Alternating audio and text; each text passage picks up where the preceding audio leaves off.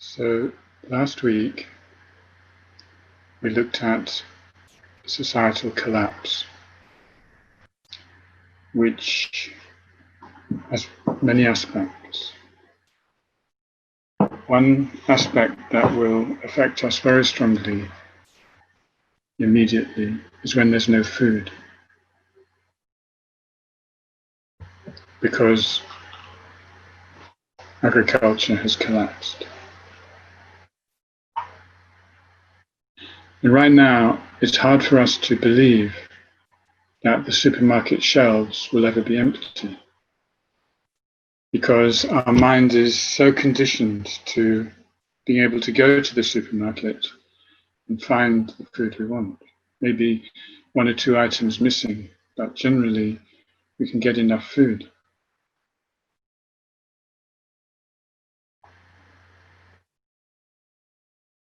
And this is the limitation of our projection. We can't project into the future easily.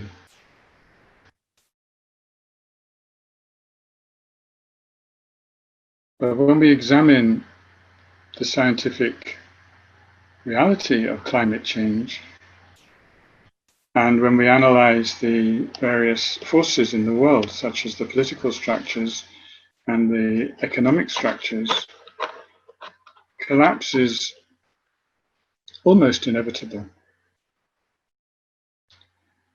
How long until there's such a collapse is hard to predict. But the various systems are very fragile. So the topic today of deep adaptation is about preparing now for probable collapse.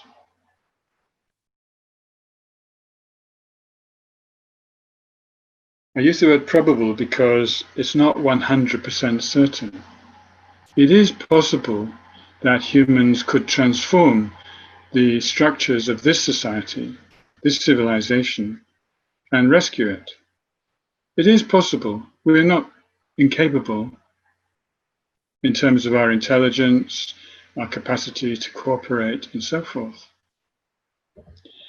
But there are so many signs that go against it, especially in terms of political and economic forces, that we can say probable collapse. I'm sorry to say, but nevertheless, it's good to be realistic. And so this idea of deep adaptation is something which I started to become familiar with almost a year ago through reading an essay on deep adaptation by Professor Jem Bendell. And you were sent a link for that with your invitation to this meeting. So if you haven't read it, it's something you might like to read. It was written in 2018. And it's about this process of preparation for collapse. And he talks about adaptation in terms of the external adaptation and the internal adaptation. And this evening, we're going to look at it on three levels: outer, inner, and other or ultimate. And this is based on the Kalachakra system. In the Kalachakra system, outer refers to the external world, the environment, the process of history, the place we live, the planet we live on, the universe, and so on.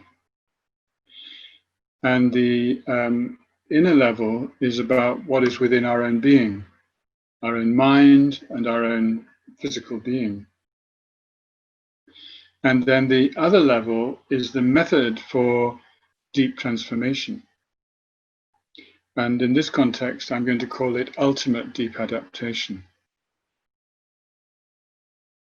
So this evening, we're going to look at outer deep adaptation, inner deep adaptation, and ultimate deep adaptation. Now, Jem Bendell looks at deep adaptation in terms of 4 different stages, I suppose. The first one is called resilience. Resilience is being able to withstand change, to be able to sustain oneself, whether it's an individual or a collective. It's an inner strength, actually, kind of inner strength. His second stage is called relinquishment, and it refers to what we have to give up, what we have to leave behind, the things that actually we don't need, but which are problematic for us, individually and as a society.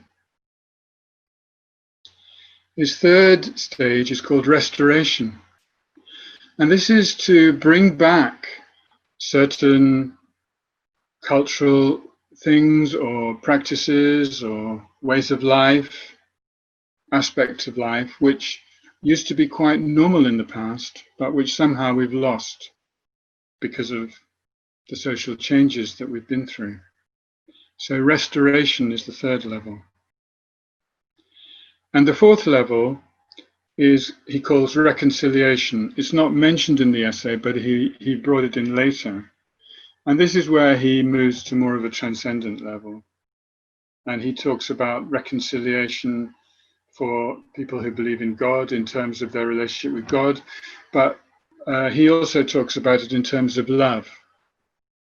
So reconciliation is to do with finding some kind of inner deep adaptation. And that connects more with our ultimate level, which we'll be looking at. So I'm going to start with the level, or the stage of outer deep adaptation. And some of the things I'm going to say are going to be quite radical. It's something that I jotted down a few weeks ago, and I named it a manifesto for a carbon negative future. Manifesto for a carbon negative future. And it involved thinking about certain very radical social changes that we would have to go through globally if we want to reach carbon negativity. And that means taking carbon dioxide out of the atmosphere and actually restoring ourselves to pre-industrial revolution levels, which is where we're safe. And these are just some of my ideas, and some of them might strike you as a bit crazy, but I'm going to go through them in order to just maybe shake you up a little bit, or maybe some of you will think, oh yeah, that's great, that's just exactly what I think. So the first one is that we should travel only by foot, bicycle, rowboat, and so forth. In other words, by our own power, unless it's 100% essential for survival. Think about it. To travel only by foot, bicycle, rowboat, etc., unless it's only 100% essential for survival. And actually, I've been more or less living like that for a few weeks, and I've really enjoyed it. But of course, in the process, the economy has all but collapsed. So there's quite a lot to think about there.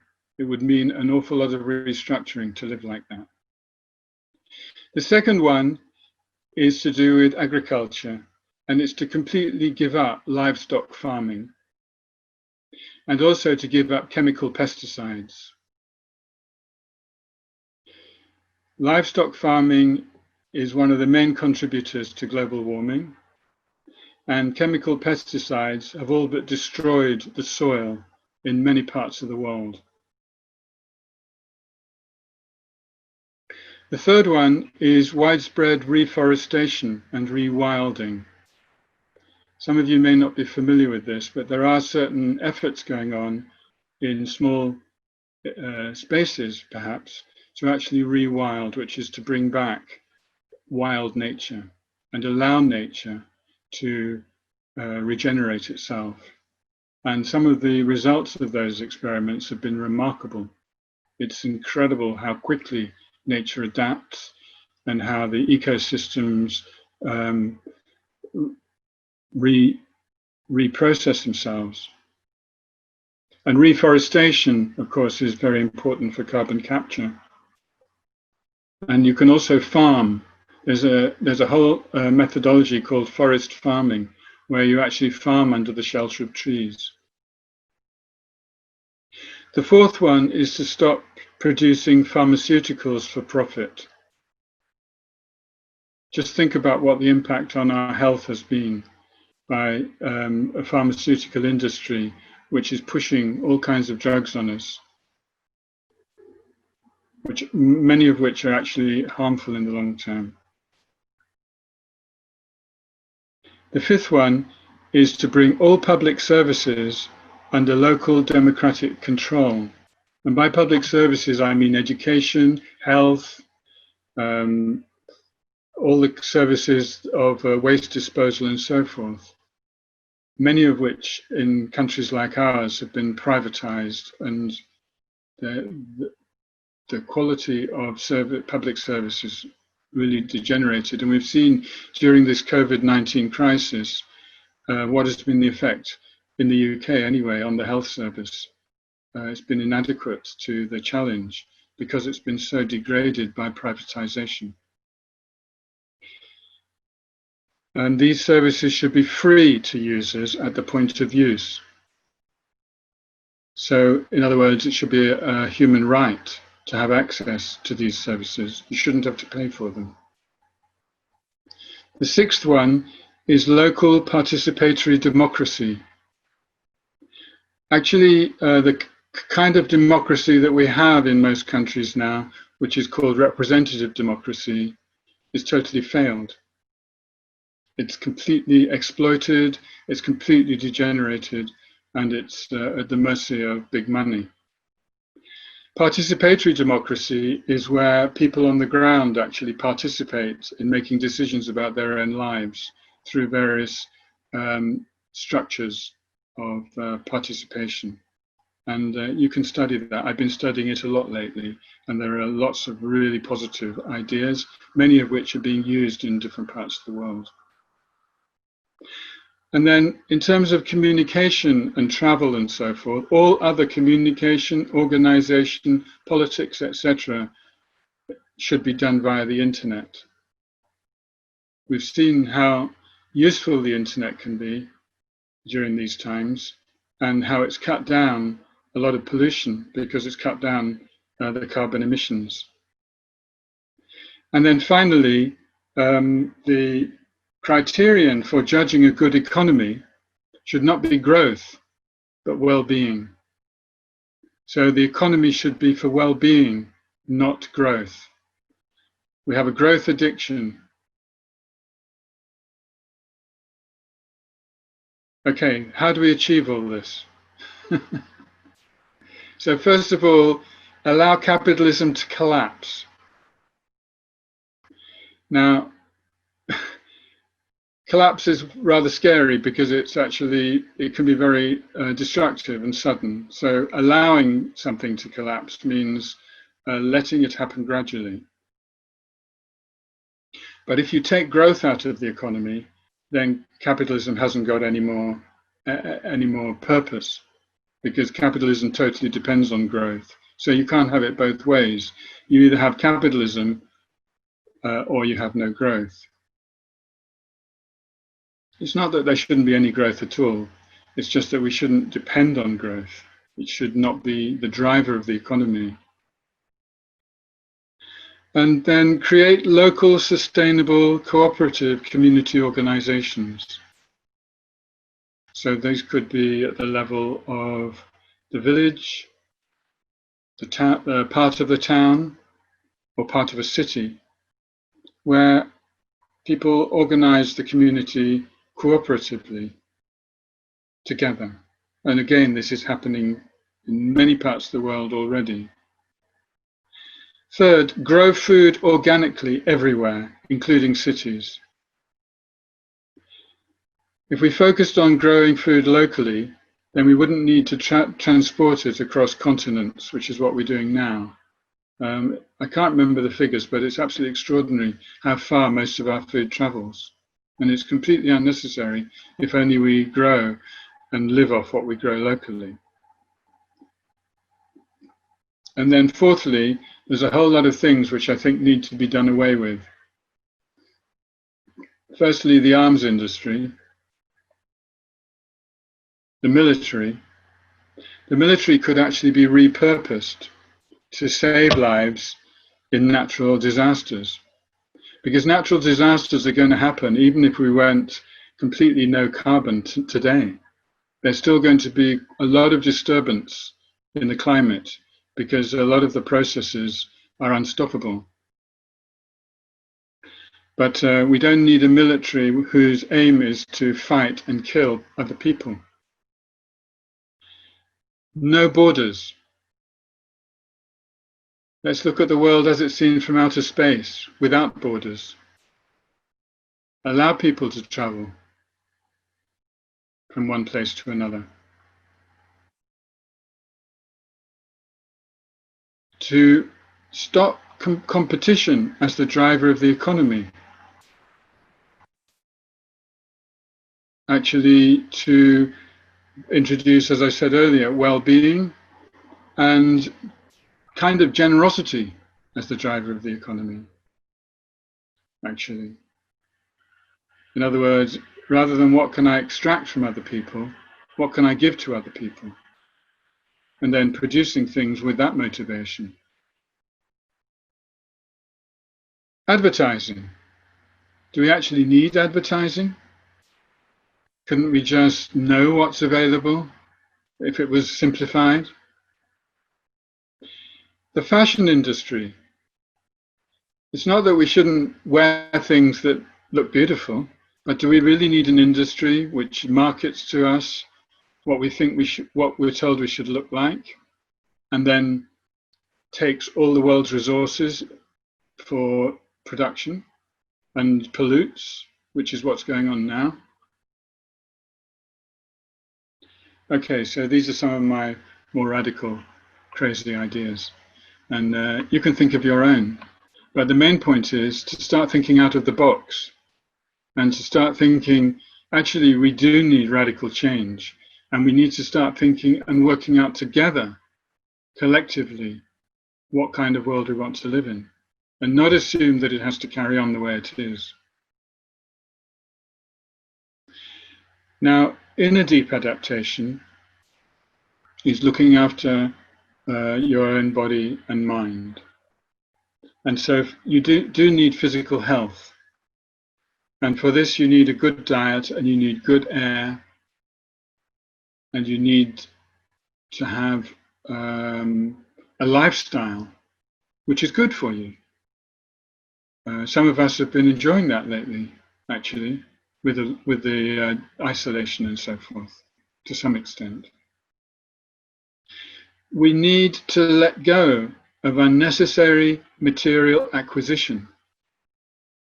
We've been conditioned, programmed almost, to want more than we actually need. We need to let go of that and just stop acquiring so much stuff that we don't need, and just have only what we need. And we should stop depending on unsustainable lifestyles. And so when you look at the sort of general, what's sold to us as a good life, an awful lot of it is unsustainable. It's completely wrecking the planet, and thereby it's wrecking life, actually. So again, part of the inner deep adaptation is to do with culture, because culture is a very big part of our sort of mental state. You know, the kind of entertainment, the arts, how we feed our mind is through our culture. And we need low carbon, eco-sustainable cultures. So it means changing so many aspects of our culture which are unsustainable. And finally, and this connects with Jem Bendel's reconciliation, to cultivate love, religious faith, and that's a very inclusive term because there are many religions in the world and they can nourish people according to their personal disposition, and spiritual practice in general. So actually to develop cultures which are already emerging, such as meditation is increasingly popular, and many other kinds of spiritual practice like yoga and so forth. So those are some of my ideas, some thoughts. They're not original. All of them are derived from other places. What I've drawn out of what I've been studying lately, what I've been thinking about, who I've been talking to. And when I say this is called deep adaptation, it's actually to start doing this now. And not just individually, but also in groups and communities, and to start changing externally and internally.